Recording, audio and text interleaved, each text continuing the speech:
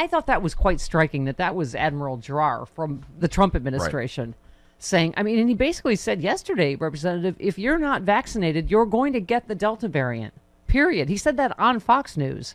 So, I mean, it does seem like the good news is we've had a spike in the last week, whether it's these tragic stories we're hearing over and over on the news or, some Republicans like Lindsey Graham speaking out about, get the importance of getting vaccinated. What do you think? Are you feeling any more hopeful? There's also been a spike in the number of people who have actually gone and gotten vaccinated. Yep. So right. That's what I meant. Yeah. There's a spike in obviously in people getting back. Well, Dr. Redlener has been telling us this for months, that we're going to be in a race, vaccines against variants, and here we are, right? I mean, so we hit 70% vaccinated. Mm-hmm. I mean, but it is so. I don't know where we are in America, Representative. We're at a point where they were cheering against us hitting 70% because that was Joe Biden's goal. They cheered against the U.S. women's soccer team because, I don't know, they perceived them as too woke or something. It's just the unity that we used to have in America around some things just seems to be gone, doesn't it? But just as we're seeing more people get vaccinated, I think more people are beginning to understand there is such a thing as truth. Yes. There is such a thing as fact. There are things that will kill you. So, I mean, maybe people are coming around that all this BS that they've been fed may not be so true. Yeah. So let's hope. But, in the meantime, we still haven't seen the rest of the world getting vaccinated. And that continues, in my mind, to be just a huge issue. Yeah. While it's going bad here in a bunch of states, batches of vaccine is going bad because they can't find people to take it when you're right. Unless how many times can we say, right? Unless we eradicate it everywhere, it's not going to be eradicated anywhere. Exactly. And, Big Pharma is still, I think, really the big blockade because they don't want to give up the recipe. They don't want to give up their intellectual property rights. And until they do and help other countries actually produce the vaccines, we're going to be in trouble. Yeah. We're not out of the woods. We see that we all see that now. Yeah. Well, the obviously highly contagious Delta variant is driving this latest surge. We're at more than 100,000 daily cases. It's a number not seen since February when vaccines were not widely available. I mean, the fact that we're back there with the vaccine is just another layer of tragedy. So daily reported deaths have gone up by 33%, hospitalizations by 46% on average in the last 7 days. But we did, the good news is we did finally hit a month late, we hit the 70% mark. The 7-day average of newly vaccinated people, 441,000, was the highest in more than a month. So that seems to be one positive sign, right? Then you've got governors like in Florida that say even cruise ships, they don't have to require masks. Really? No vaccination. They don't have to require vaccination, which is where all this started. Yeah. Seriously? Yeah. I mean, I would think that the cruise industry would want to be able to require and say, look, it's not my fault, but we're ordered to require vaccinations. Yeah. Well, obviously the president has applauded, and I am all stick. I'm out of carrots and Fs, frankly, Congresswoman.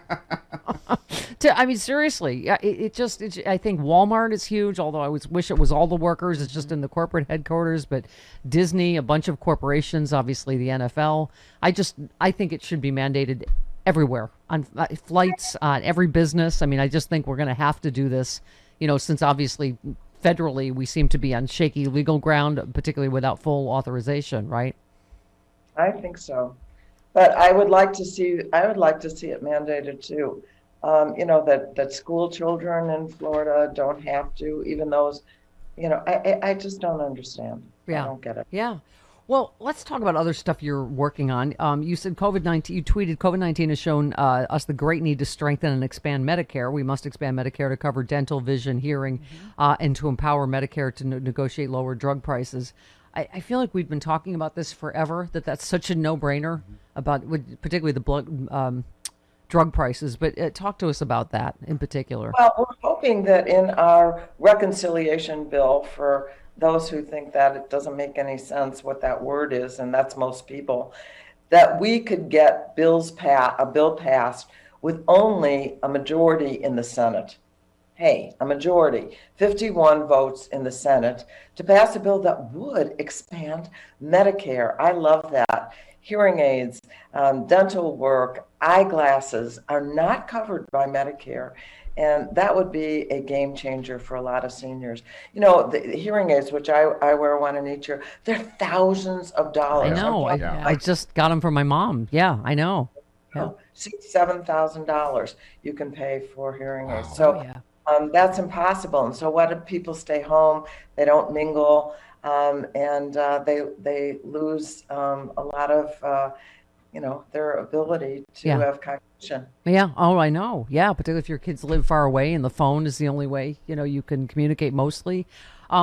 Let's talk about, you mentioned infrastructure. Is it really infrastructure week, Santa?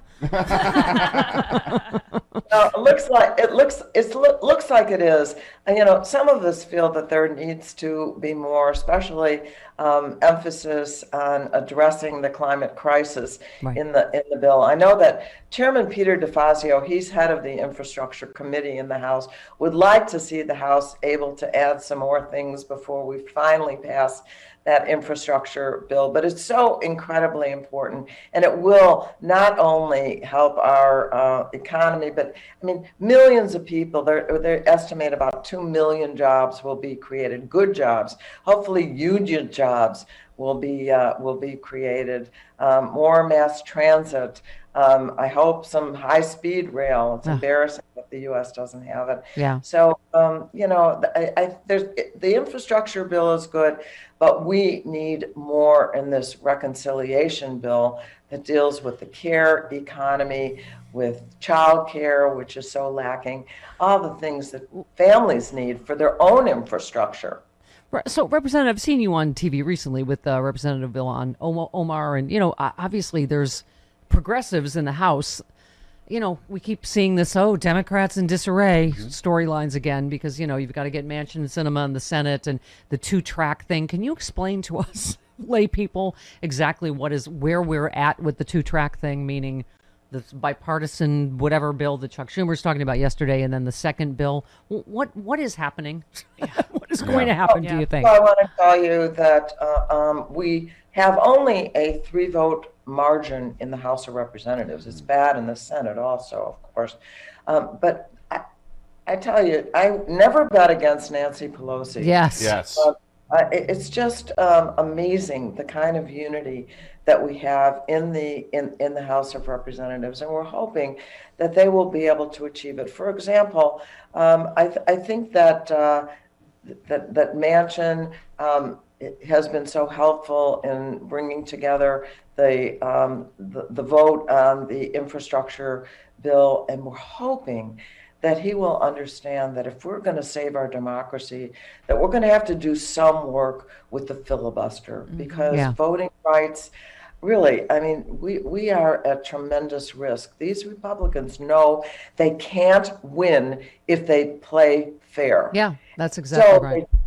They change the rules to keep people away from the polls in the United States of America. Yeah. And it's a really terrifying prospect, because if they should win the majority, of course, if they win the majority, Kevin McCarthy says he'll have to resist beating Pelosi over the head with the gavel. You tweeted about this. You said, not shocking to see him invoke violence against Speaker Pelosi while he continues to deny the danger she and so many others on both sides of the aisle were in on January 6th. He owes the Speaker an apology, at the very least. I mean, we have just got the news this morning, as you know, that the 4th Capitol police officer has committed suicide that, defended the Capitol on. And I said, I draw a straight line, Representative Schakowsky, to the right-wing bullies who, called the Capitol police officers C's. Literally, the ex-president of the United States called them C's, and were mocked on Fox News. You cannot tell me these latest 2 suicides were not invoked to the PTSD they're already feeling on top of the bullying they saw their fellow officers take over January 6th. It is just a tragic state of affairs we're in this country. They actually mocked those incredibly authentic members of the Capitol Police who testified. And yes, there was some weeping, particularly from the front. And they mock these people, Yeah. even as they were called the F word and sworn at in every way and almost murdered. And then they mock them. Who are these people? Who are they? I don't get it. Well, the only thing that keeps me going is rocking congresswomen from the great state of Illinois, wearing the official Chicago Steph head shirt, just fighting the good fight for us every day. Representative, thanks for taking time. Thanks for hanging in there. Thanks for all your advocacy. I appreciate you. Oh, and thanks for being such a political nerd that you named your dogs Eleanor and Franklin. Franklin. Yes, okay. that's amazing. I was introducing Colonel Steve Austin to you, and I thought I was a nerd, and then you are. Is that puppy 3 months old? That big dog? Yes. I'm gonna ride him to Chicago to see you soon. All right. Love you.